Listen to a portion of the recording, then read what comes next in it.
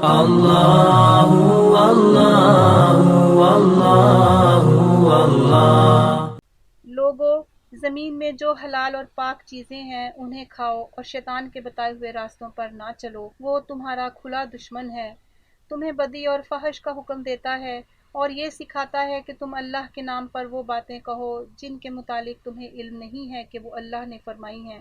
ان سے جب کہا جاتا ہے کہ اللہ نے جو احکام نازل کیے ہیں ان کی پیروی کرو تو جواب دیتے ہیں کہ ہم تو اسی طریقے کی پیروی کریں گے جس پر ہم نے اپنے باپ دادا کو پایا ہے۔ اچھا، اگر ان کے باپ دادا نے عقل سے کچھ بھی کام نہ لیا ہو اور راہ راست نہ پائی ہو تو کیا پھر بھی یہ انہی کی پیروی کیے چلے جائیں گے؟ یہ لوگ جنہوں نے خدا کے بتائے ہوئے طریقے پر چلنے سے انکار کر دیا ہے، ان کی حالت بالکل ایسی ہے جیسے چرواہا جانوروں کو پکارتا ہے اور وہ ہانک پکار کی صدا کے سوا کچھ نہیں سنتے۔ یہ بہرے ہیں، گونگے ہیں، اندھے ہیں، اس لیے کوئی بات ان کی سمجھ میں نہیں آتی۔ اے لوگو جو ایمان لائے ہو، اگر تم حقیقت میں اللہ ہی کی بندگی کرنے والے ہو تو جو پاک چیزیں ہم نے تمہیں بخشی ہیں انہیں بے تکلف کھاؤ اور اللہ کا شکر ادا کرو۔ اللہ کی طرف سے اگر کوئی پابندی تم پر ہے تو وہ یہ ہے کہ مردار نہ کھاؤ، خون سے اور سور کے گوشت سے پرہیز کرو، اور کوئی ایسی چیز نہ کھاؤ جس پر اللہ کے سوا کسی اور کا نام لیا گیا ہو۔ ہاں، جو شخص مجبوری کی حالت میں ہو اور وہ ان میں سے کوئی چیز کھا لے بغیر اس کے کہ وہ قانون شکنی کا ارادہ رکھتا ہو یا ضرورت کی حد سے تجاوز کرے تو اس پر کچھ گناہ نہیں۔ اللہ بخشنے والا اور رحم کرنے والا ہے۔ حق یہ ہے کہ جو لوگ ان احکام کو چھپاتے ہیں جو اللہ نے اپنی کتاب میں نازل کیے ہیں اور تھوڑے سے دنیاوی فائدوں پر انہیں بھیٹ چڑھاتے ہیں، وہ دراصل اپنے پیٹ آگ سے بھر رہے ہیں۔ قیامت کے روز اللہ ہرگز ان سے بات نہ کرے گا، نہ انہیں پاکیزہ ٹھہرائے گا، اور ان کے لیے دردناک سزا ہے۔ یہ وہ لوگ ہیں جنہوں نے ہدایت کے بدلے ضلالت خریدی اور مغفرت کے بدلے عذاب مول لے لیا۔ کیسا عجیب ہے ان کا حوصلہ کہ جہنم کا عذاب برداشت کرنے کے لیے تیار ہیں۔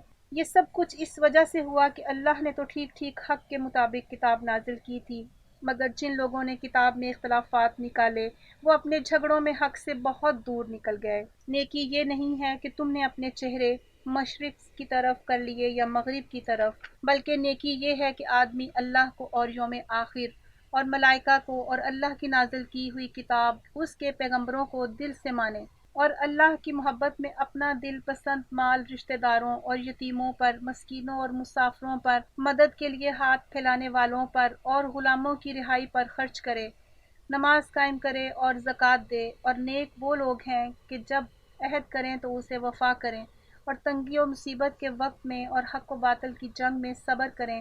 یہ ہیں راست باز لوگ اور یہی لوگ متقی ہیں۔ اے لوگو جو ایمان لائے ہو، تمہارے لیے قتل کے مقدموں میں قصاص کا حکم لکھ دیا گیا ہے۔ آزاد آدمی نے قتل کیا ہو تو اس آزاد ہی سے بدلہ لیا جائے، وہ غلام قاتل ہو تو وہ غلام ہی قتل کیا جائے، اور عورت اس جرم کی مرتکب ہو تو اس عورت ہی سے قصاص لیا جائے۔ ہاں، اگر کسی قاتل کے ساتھ اس کا بھائی کچھ نرمی کرنے کے لیے تیار ہو تو معروف طریقے کے مطابق خون بہا کا تصفیہ ہونا چاہیے، اور قاتل کو لازم ہے کہ راستی کے ساتھ خون بہا ادا کرے۔ یہ تمہارے رب کی طرف سے تخفیف اور رحمت ہے۔ اس پر بھی جو زیادتی کرے اس کے لیے دردناک سزا ہے۔ عقل اور خرد رکھنے والو، تمہارے لیے قصاص میں زندگی ہے۔ امید ہے کہ تم اس قانون کی خلاف ورزی سے پرہیز کرو گے۔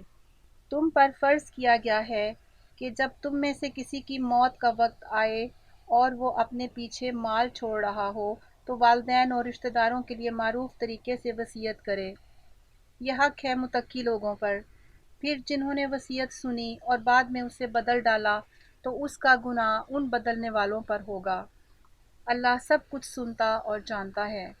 البتہ جس کو یہ اندیشہ ہو کہ وصیت کرنے والے نے نادانستہ یا قصداً حق تلفی کی ہے اور پھر معاملے سے تعلق رکھنے والوں کے درمیان وہ اصلاح کرے تو اس پر کچھ گناہ نہیں ہے۔ اللہ بخشنے والا اور رحم فرمانے والا ہے۔ اے لوگو جو ایمان لائے ہو، تم پر روزے فرض کر دیے گئے جس طرح تم سے پہلے انبیاء کے پیرووں پر فرض کیے گئے تھے۔ اس سے توقع ہے کہ تم میں تقویٰ کی صفت پیدا ہوگی۔ چند مقرر دنوں کے روزے ہیں، اگر تم میں سے کوئی بیمار ہو یا سفر پر ہو تو دوسرے دنوں میں اتنی ہی تعداد پوری کر لے۔ اور جو لوگ روزہ رکھنے کی قدرت رکھتے ہوں پھر نہ رکھیں تو وہ فدیہ دیں۔ ایک روزے کا فدیہ ایک مسکین کو کھانا کھلانا ہے، اور جو اپنی خوشی سے کچھ زیادہ بھلائی کرے تو یہ اسی کے لیے بہتر ہے۔ لیکن اگر تم سمجھو تو تمہارے حق میں اچھا یہی ہے کہ روزہ رکھو۔ رمضان وہ مہینہ ہے جس میں قرآن نازل کیا گیا، جو انسانوں کے لیے سراسر ہدایت ہے اور ایسی واضح تعلیمات پر مشتمل ہے جو راہ راست دکھانے والی اور حق و باطل کا فرق کھول کر رکھ دینے والی ہیں۔ لہٰذا اب سے جو شخص اس مہینے کو پائے اس کو لازم ہے کہ اس پورے مہینے کے روزے رکھے، اور جو کوئی مریض ہو یا سفر پر ہو تو وہ دوسرے دنوں میں روزوں کی تعداد پوری کرے۔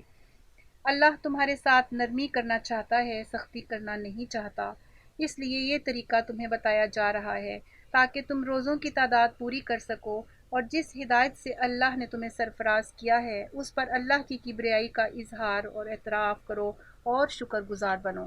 اور اے نبی صلی اللہ علیہ وآلہ وسلم، میرے بندے اگر تم سے میرے متعلق پوچھیں تو انہیں بتا دو کہ میں ان سے قریب ہی ہوں۔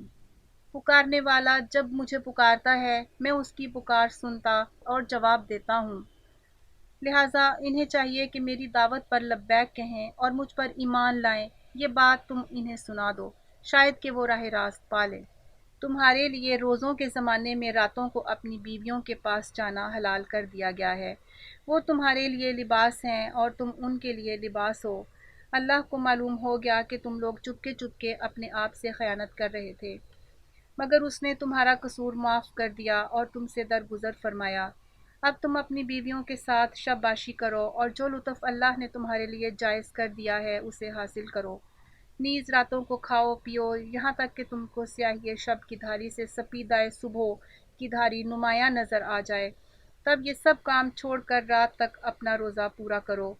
اور جب تم مسجدوں میں معتکف ہو تو بیویوں سے مباشرت نہ کرو، یہ اللہ کی باندھی ہوئی حدیں ہیں، ان کے قریب نہ پھٹکنا۔ اس طرح اللہ اپنے احکام لوگوں کے لیے بس راحت بیان کرتا ہے، توقع ہے کہ وہ غلط رویے سے بچیں گے۔ اور تم لوگ نہ تو آپس میں ایک دوسرے کے مال ناروا طریقے سے کھاؤ، اور نہ حاکموں کے آگے ان کو اس غرض کے لیے پیش کرو کہ تمہیں دوسروں کے مال کا کوئی حصہ قصداً ظالمانہ طریقے سے کھانے کا موقع مل جائے۔ اے نبی صلی اللہ علیہ وآلہ وسلم، لوگ تم سے چاند کی گھٹتی بڑھتی صورتوں کے متعلق پوچھتے ہیں۔ کہو یہ لوگوں کے لیے تاریخوں کی تعین کی اور حج کی علامتیں ہیں۔ نیز ان سے کہو یہ کوئی نیکی کا کام نہیں ہے کہ تم اپنے گھروں میں پیچھے کی طرف سے داخل ہوتے ہو۔ نیکی تو اصل میں یہ ہے کہ آدمی اللہ کی ناراضی سے بچے، لہٰذا تم اپنے گھروں میں دروازے ہی سے آیا کرو۔ البتہ اللہ سے ڈرتے رہو، شاید کہ تمہیں فلاح نصیب ہو جائے۔ اور تم اللہ کی راہ میں ان لوگوں سے لڑو جو تم سے لڑتے ہیں، مگر زیادتی نہ کرو کہ اللہ زیادتی کرنے والوں کو پسند نہیں کرتا۔ ان سے لڑو جہاں بھی تمہارا ان سے مقابلہ پیش آئے، اور انہیں نکالو جہاں سے انہوں نے تم کو نکالا ہے، اس لیے کہ قتل اگرچہ برا ہے مگر فتنہ اس سے بھی زیادہ برا ہے۔ اور مسجد حرام کے قریب جب تک وہ تم سے نہ لڑیں تم بھی نہ لڑو، مگر جب وہ وہاں لڑنے سے نہ چوکیں تو تم بھی بے تکلف انہیں مارو، کہ ایسے کافروں کی یہی سزا ہے۔ پھر اگر وہ باز آ جائیں تو جان لو کہ اللہ معاف کرنے والا اور رحم فرمانے والا ہے۔